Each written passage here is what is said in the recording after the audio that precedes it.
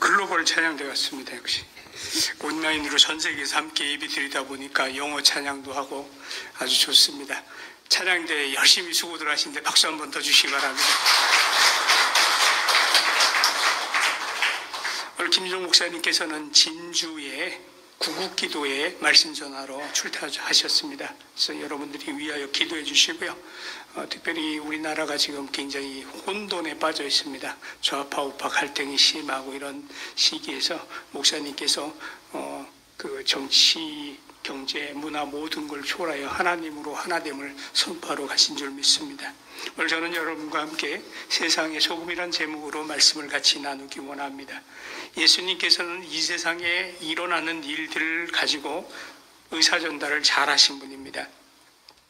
예수님 하나님과 사람과 여러 가지 역할과 책임에 관한 말씀을 전하기 위해서 주변에 일어나는 일상적인 일들을 사용하셔서 이야기의 소재로 활용하였습니다. 그래서 예수님의 설교의 내용을 보게 되면 흔히 일상에서 볼 수 있는 것들 내용을 가지고 비유로 설교를 하십니다. 우리가 흔히 일상에서 날마다 보고 느끼고 경험하는 그 생활 주변의 이야기를 가지고 영적인 의미를 부여하시고 그 말씀을 설명하신 내용들을 곳곳에서 볼 수가 있습니다. 그래서 예수님의 비유는 온 세상에서 일어나는 우리들의 일상의 이야기를 가지고 말씀을 전하고 있습니다. 시집가고 장가간 이야기는 열처녀의 비유를 통해서 말씀을 하십니다. 농사 짓는 이야기는 씨 뿌리는 비유를 통해서 말씀을 하셨습니다. 양 기르는 이야기는 잃은 양을 찾는 비유를 통해 말씀하셨고, 무화과나무 농장, 포도나무 농장, 연자, 맷돌, 누룩 이야기, 또 돈 이야기는 달란트의 비유를 통해서 말씀하십니다. 또 어부가 고기 잡는 이야기, 불의한 재판관, 부자와 거지 이야기, 잔치집 이야기, 심지어는 이혼하는 이야기까지 세상의 모든 문제를 소재로 사용하셔서 말씀을 전하고 계십니다. 저는 이 말씀들을 읽다 보게 되면 진리 전달을 위해 최대로 사람들의 삶 속에 접근하여서 그 사람들의 이야기를 가지고 말씀하신 예수님을 보게 되면 참으로 부럽습니다. 그렇게 스토리를 다양하게 사람들이 들을 수 있게 쉽게 말씀하시는 예수님의 설교, 참 너무너무 부러운 설교가 아닐 수 없습니다. 만약 예수님께서 지금 설교할 당시처럼 2023년 세상에 오셨다, 또 특별히 우리 한국 땅에 와 있으면 어떤 말씀을 하실까 생각을 해보게 됩니다. 그러면 아마 예수님의 비유는 컴퓨터 이야기, 인터넷 이야기, 또 드라마 이야기, 뭐 이런 얘기들, 또 자동차 이야기, 사람들이 많은 관심을 가지고 있는 문제들을 가지고 예수님께서 설교를 하지 않으셨을까라고 생각을 해봅니다. 오늘 본문은 소금 이야기를 가지고 예수님께서 말씀을 선포해주고 있습니다. 요즘 우리나라에는 소금이 난리가 났습니다. 8,000원, 20kg짜리 8,000원 하던 소금이 갑자기 요즘 마트에서 22,000원까지 올랐습니다. 그런데도 소금이 없답니다. 왜 그런가 봤더니 후쿠시마 그 원자로에서 그 방사능 오염 물질을 빼내기 전에 먼저 소금을 사야 된다. 그게 바다에 방류되기 시작하면 소금도 오염되지 않겠느냐, 이런 염려, 불안감 때문에 그런 일이 벌어지고 있다고 합니다. 여러분, 사실 그렇습니다. 소금은 바닷물을 가지고 만드는 것이 우리나라에서는 일상화되어 있죠. 그래서 소금이 바닷물이 좋지 않으면 소금 자체도 오염될 수밖에 없습니다. 그래서 후쿠시마 이 방류가 참 많은 문제를 일으킬 수 있는 소지가 있고 위험한 소지가 있습니다. 그래서 나중에는 소금에도 방사능 잔존 검사를 해야 되지 않느냐, 이제 이런 얘기까지 오가고 있습니다. 우리가 소금은 무색의 입방결정체로 화학적으로는 염화나트륨, NaCl이라고 부르는 물체입니다. 소금은 바닷물에서 얻기도 하고 땅에서 캐기도 합니다.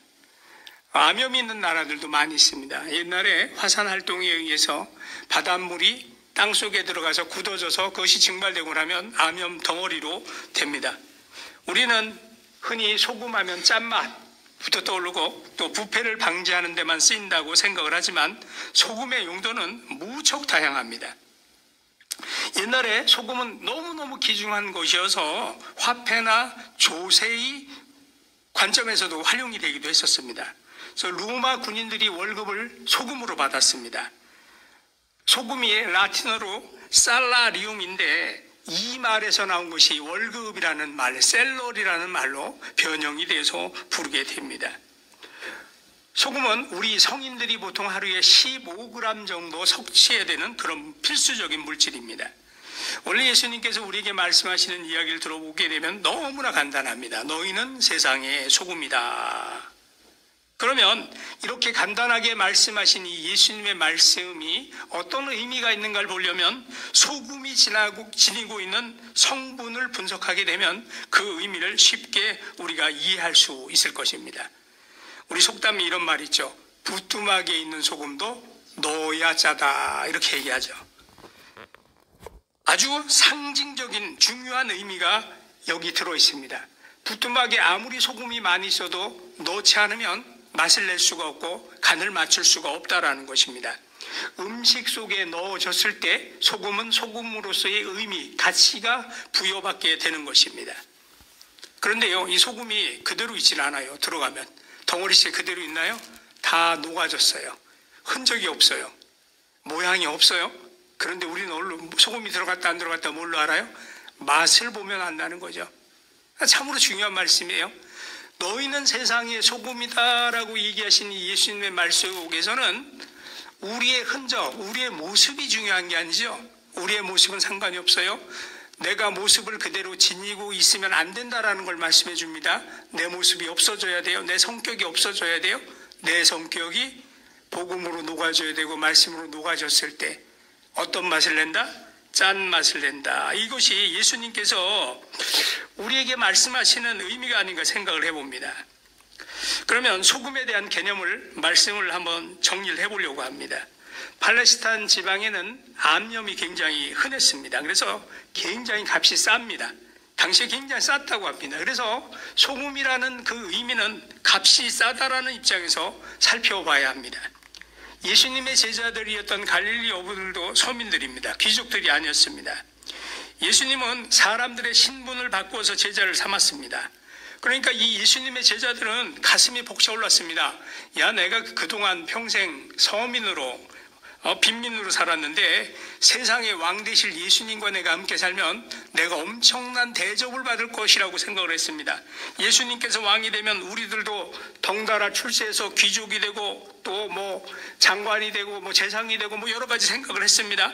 그러면 내 인생이 펴겠구나, 팔자고치겠구나, 이렇게 생각을 하고 들떠 있었습니다. 우리가 성경을 읽다 보면 나중에 예수님의 제자들이 어머니까지 동원해서 나에게 좋은 자리 주십시오라고 청탁을 하잖아요. 그때도 치맛바람이 있었더라고요. 성경시대에도 어머니가 동원돼서 예수님께 나와서 부탁을 합니다. 주께서 왕위에 오르실 때 우리 두 자녀를 높은 자리에 올려주십시오. 청탁 문화가 그때도 나오는 걸 우리가 볼 수가 있어요. 출세하고자 하는 명예심으로 예수님을 따르는 이유가 되지 않았는가라고 생각해 볼 수 있습니다. 아무튼 사람들은 높아지고자 하는 이 출세욕이 대단합니다. 그런데 예수님께서 제자들 향해서 이렇게 말씀하십니다. 너희는 세상의 소금이다. 흔해 빠졌다는 거예요. 흔한 것이라는 거예요. 예수님께서 또 말씀하셨죠. 제자들에게도 너희가 나를 따라와라. 그러면 너희가 사람을 낚는 어부가 되게 할 것이다. 자기들은 이제 어부 생활 그만두고 예수님 따라다니면서 명예롭게 영광스럽게 살고 싶은데 예수님은 아직도 어부라는 거예요. 그럼 제자들이 기대한 것과 예수님께서 지금 원하시는 방향은 너무나 차이가 있는 것을 알 수가 있습니다. 아주 평범하고 값이 없다. 여러분, 그렇습니다. 우리가 신앙생활을 하다 보면 우리 스스로 자신도 모른 채 높아지려고 하는 교만함이 차게 됩니다. 그런데 예수님께서는 어디까지나 우리는 세상의 소금으로 살아야 한다. 그러면 옆에 있는 내 이웃과 함께 더불어 값싼 존재로 살아야 함을 이야기해 주고 있습니다. 두 번째로 소금은 보편적인 것이었습니다. 흔하게 널려 있는 것이 소금이었습니다. 그래서 우리 성도들은 일상을 살면서 세상 사람들과 같이 잘 어울릴 수 있는 존재가 되어야 한다는 것입니다. 우리가 신앙생활을 하다 보면 우리 스스로도 알게 모르게 스스로 벽을 만들어 버립니다. 저 사람은 안 믿는 사람인데 내가 교제를 끊어야지, 이렇게 나오는 사람도 있습니다. 여러분, 세상의 신분이 조금만 높아지게 되면 함부로 만나기가 쉽지 않습니다. 만나려고 하면 비서를 몇 단계 거쳐야 됩니다. 약속을 해야 됩니다. 복잡합니다. 그런데 우리는 누가 찾아와도 언제나 아무 때나 만날 수 있는 그런 존재가 되어야 되지 않는가 생각을 해보는 것입니다. 믿는 사람, 우리들끼리만 교제하는 존재가 아닌 우리 이웃들에게 나가서 하나님의 복음을 가지고 소금처럼 맛을 내고, 요새 세상 살기 빡빡해 하는 곳에 빡빡해 그래도 좋잖아, 옛날보다 얼마나 행복해, 이런 얘기를 좀 해주고 소망 있는 얘기를 해주면 얼마나 좋겠어요. 저는 가끔 그런 분들이 있어요. 옛날에 살기 좋아서 그런 분들한테 저는 절대 그게 아니라고 생각을 하는 사람이에요. 옛날에 살기 어려웠죠. 50년 전에 뭐 살기가 좋았어요. 한번 생각해 보세요. 잘 생각해 보십시다. 제가 이제 63년생이니까 그때 국민소득이 얼마인가 찾아봤어요. 그랬더니 50불이었더라고요. 우리나라 국민소득이요. 지금은 얼마예요 우리? 3만 불 넘잖아요. 4만 불 되잖아요. 여러분, 3만 불일 때가 살기 좋아요? 50불일 때가 살기 좋아요? 말도 안 되는 거죠. 생각을 해보면. 저는요, 그때보다 훨씬 살기가 좋다고 생각하는 사람이에요. 그래서 옛날에는 명절을 기다렸어요. 명절을 기다린 이유가 뭐예요? 평상시에 못 먹던 거, 맛있는 거 먹어서, 그래서 좋았던 거예요. 지금은 너무 먹어서 안 먹어야 된다네, 거꾸로. 먹지 말라네, 너무 먹는다고. 세상이 바뀌었다니까요. 일상을 우리가 살아가는 방식이 바뀌었어요. 옛날이 좋았다, 절대 아닙니다. 지금 훨씬 더 좋습니다. 우리나라 훨씬 더 좋아지고 있습니다. 훨씬 더 깨끗해졌습니다. 전 세계에서 우리나라만큼 좋은 나라도 흔치 않아요. 외국 기자들이 실험을 하러 와요, 우리나라에. 어떤 실험을 하느냐? 카페에 고가의 물건을 놔두는데 사람들이 가져가느냐 안 가져가느냐. 절대 못 가져가요, 우리나라는. 왜 그런지 아세요? CCTV가 발달돼 있어서 손도 안 대요. 바로 찍혀요. 우리가 하루에 서울 시내 걸어다니면요, 56회 정도 CCTV가 찍힌대요. 여러분도 여기 들어올 때 CCTV 다 통과해서 들어오셨어요. 세목길 초입에 방범용 CCTV 크게 써 있어요. 2대나 있어요, 그게. 얼마 전에 우리 카페 옆에 펜스를 어떤 차가 와서 부셔놓고 사라져 버렸어요. 카페 보니까 CCTV가 있어서 화면을 분석을 해봤더니 파란색 화물차가 쳤다 발견을 했어요. 그래서 그 시간대에 방범용 CCTV 파출소에 가서 확인해달라고 우리 장로님이 요청을 하셨어요. 그랬더니 그 다음날 사고 낸 사람이 제가 저 사고 내고 갔습니다, 변상해드리겠습니다, 그리고 올라왔더라고요. 그 정도로 좋은 나라예요, 우리나라가. 꼼짝 말아요. 이렇게 좋은 나라에 살면서 왜 그렇게 원망하고 불평하고 남 탓하고 그러고 사냐고요. 셋째는요, 소금은요, 무관심합니다. 너무 흔하고 평범하기 때문에 눈에 띄지 않습니다. 이것처럼 우리 성도들은 남의 눈에 유별난 존재가 아닙니다. 평범하게 어딜 들어가도 드러나지 않는, 있는지 없는지 모르는, 남이 희게 입으면 희게 입고 검게 입으면 검게 입는 그런 사람, 흡수되는 존재임을 얘기한다라는 것입니다. 네 번째로는 소금이 가진 특징은 생명에 있어서는 반드시 필요한 존재입니다.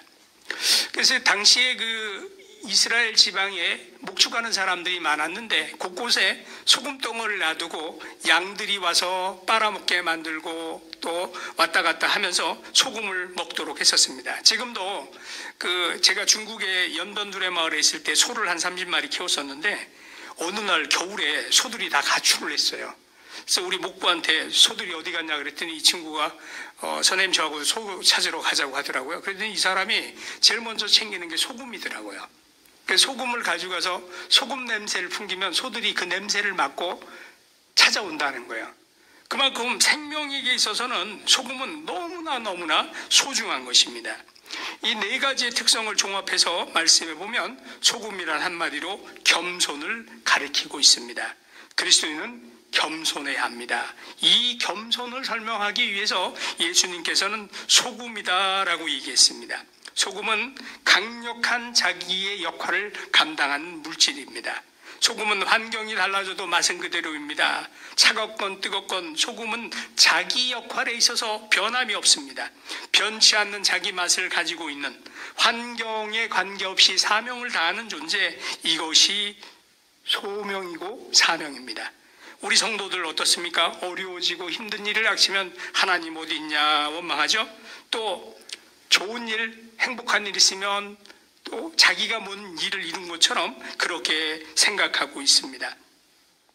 어려운 일 생기면 하나님 앞에 기도하고 좋은 일 생기면 하나님이 어디 있느냐 이렇게 사는 우리들의 모습을 보며 예수님께서 지금 소금이라는 말 속에서 변함이 없다, 맛은 똑같다, 어떤 환경이 되어도 그렇다라고 얘기한다는 것입니다.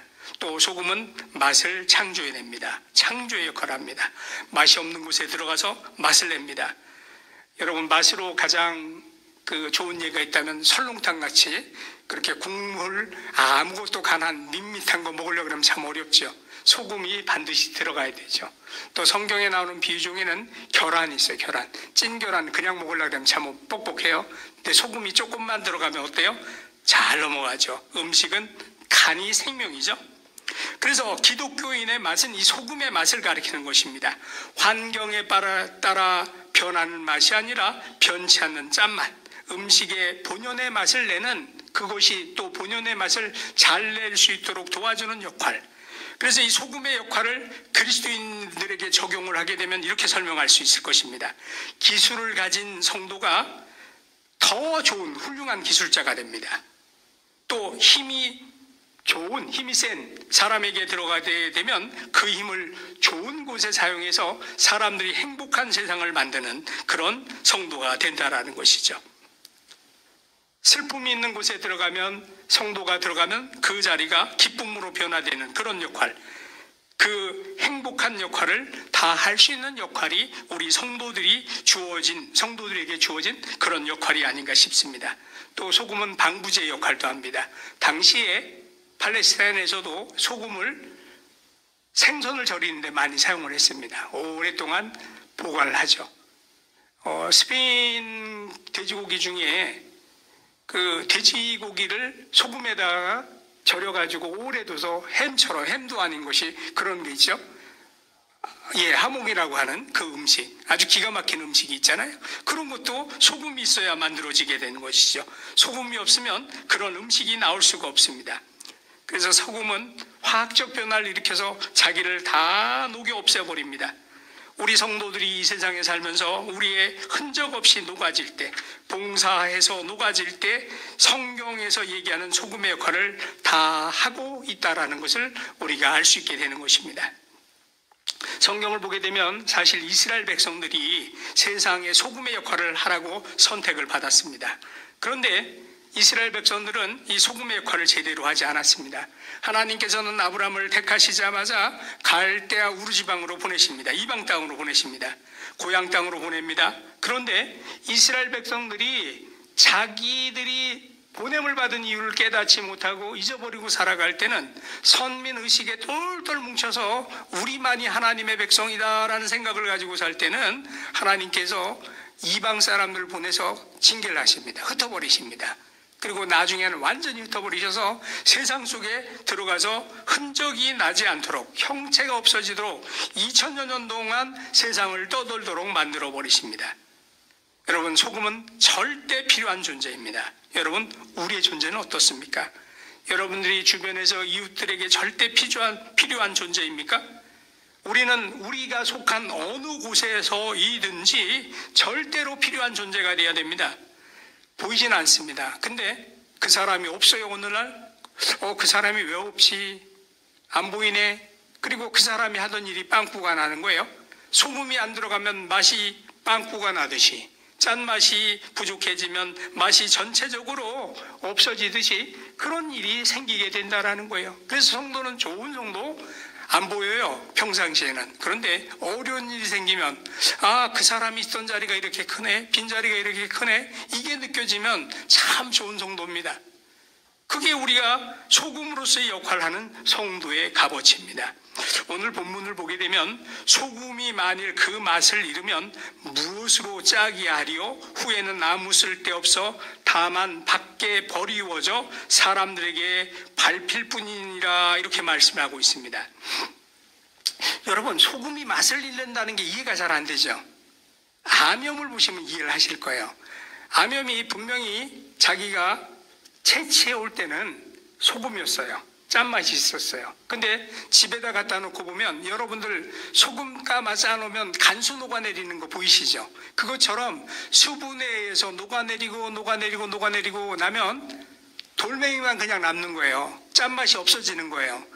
이스라엘에 그런 일이 비일비재하게 있었기 때문에 예수님이 그 비유를 생활 속에서 적용해서, 봐라, 소금 너네들이 좋은 거라고 갖다 놓고 보관해 놨는데 꽁꽁 싸뒀더니 맛을 잃어버리지 않았느냐? 그럼 어떡하느냐? 길에다 버리지 않느냐? 너희들이 소금으로 이 땅에서 존재해서 맛을 내고 역할을 다해야 되는데 그 역할을 다하지 않으면 세상 사람들로부터 배척을 당하게 되고 버림을 받게 된다. 그렇게 얘기한다라는 것이죠. 쓸모가 없다. 아무 데도 쓸모가 없다. 오늘날 우리들의 모습을 한번 잘 반성해 봅시다. 교회들의 모습도 한번 반성해 봅시다. 오늘 과연 우리가 존재하고 있는 2023년 한국 교회는 세상의 소금의 역할을 하고 있는가? 또 나 스스로는 성도로서 예수께서 말씀하고 계시는 소금의 역할을 충실히 감당하고 있는가? 질문했을 때 여러분, 거기에서 예라고 나오면 잘된 걸음이지만 아니요라고 나오면 버려져 버리는 소금과 같은 존재가 된다라는 것입니다. 그리스도인들은 어디에서나 어디까지나 그리스도인들답게 소금의 맛을 지니고 세상을 향해 살아가는 존재가 되어야 합니다.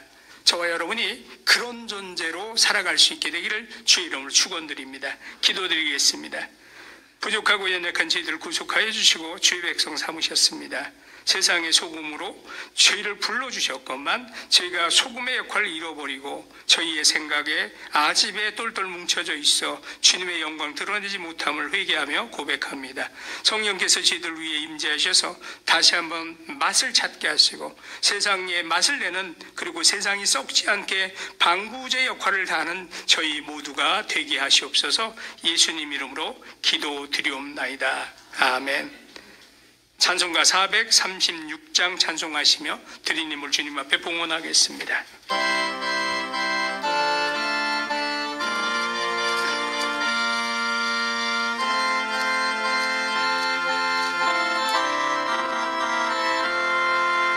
나 이제 주님의 새 생명 얻은 것, 옛 것은 지나고 새 사람이로다. 그 생명 내 맘에 강같이 흐르고 그 사랑 내게서 해같이 빛난다. 영생을 누리며 주 안에 살리라. 오늘도 내일도 주 함께 살리라. 주 안에 감추인 새 생명 얻으니 이전에 졌던 것 이제는 값없다. 하늘의 은혜와 평화를 누리니 찬송과 기도로 주 함께 살리라. 영생을 누리며 주 안에 살리라. 오늘도 내일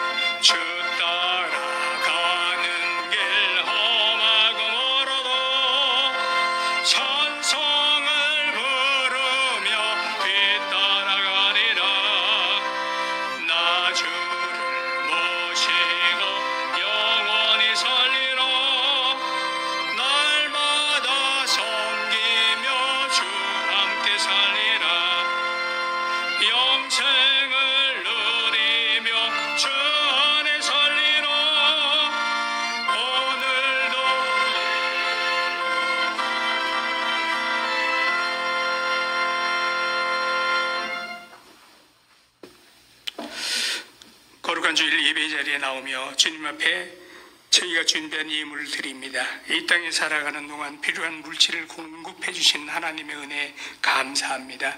저희가 이 모양 저 모양으로 이 땅에 살아감에 있어 시와 때를 따라 필요한 물질들을 공급해 주심을 감사드립니다.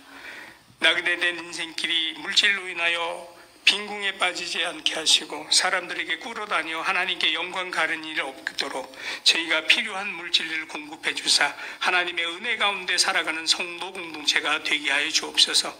이 물질 쓰여지는 곳곳마다 예수 그리스도의 사랑을 전파하며 하나님의 살아계심을 증거하는 복된 물질로 받아 주시옵소서. 감사드리며 예수님 이름으로 기도드리옵나이다. 아멘.